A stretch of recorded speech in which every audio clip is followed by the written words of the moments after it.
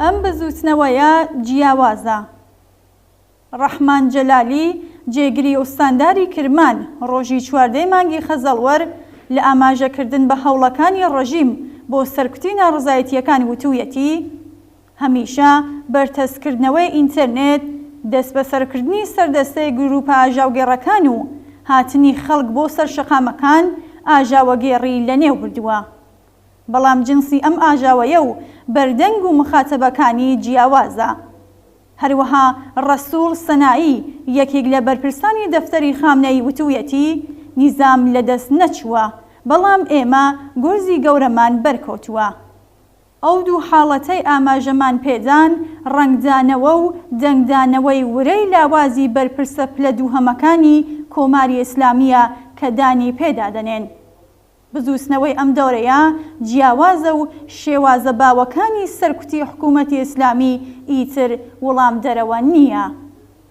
لە خامنەیەوە تا فەرماندەکانی سوپای پاسداران لە ڕئیسیەوە تا ئاخوندە و ڕێنەکەرەکان لە ماوەی 2 مانگی ڕابردوودا گەلێک جار هەڕەشەیان لە خەڵک کردووە.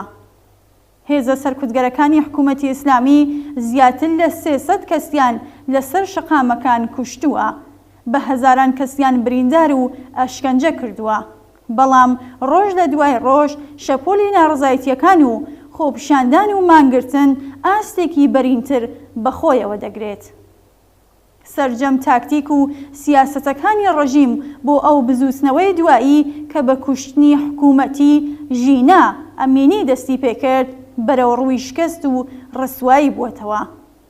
خەڵکی ناڕازی، ژنان و لاوان، خوێندکاران و قوتابیان، هونەرمەندان و نووسەران، جەماوەری کرێکار و زەحمەتکێش لە بەلوچستان تا کوردستان داهێنەرانە لە مەیدانی خەباتدا ئامادەن. بەرەنگاربوونەوە لەگەڵ ئەم جەماوەرە بەرینە هێزە سەرکوتگەرەکانی کۆماری ئیسلامی تووشی ناکۆکی دەریونی و ماندووبوون و فەرسایش کردووەتەوە. بزوسنەوە و خەڵکی ناڕازی بە ڕۆشنیەکی گەلێک زیاترەوە دروشمە گرنگ و کلیدیەکانی وەک ژن، ژیان، ئازادی، مردن بۆ دیکتاتۆر دەڵێنەوە.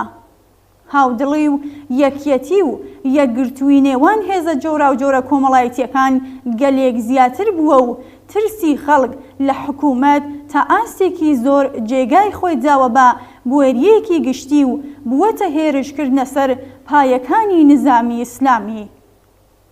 لەم دەورەیەدا خەڵک لە خەباتی 14 ڕابردووی لە دژی کۆماری ئیسلامی ئێران گەلێک دەرس و ئەزموونی بەنرخیان وەرگرتووە. هاودڵی نێوان کوردستان و ئازەربایجان، نێوان شیعە و سونی، یەکگرتووی نێوان خەڵکی نێوخۆ و دەرەوە پتەوتر بووە.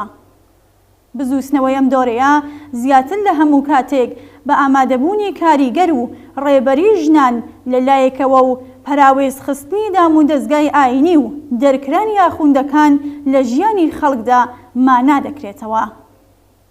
زانکۆ و خوێندکار دوای دەورەیەک سستی ئێستا چالاکانە لە بەرامبەر ڕژیمدا وێستاون.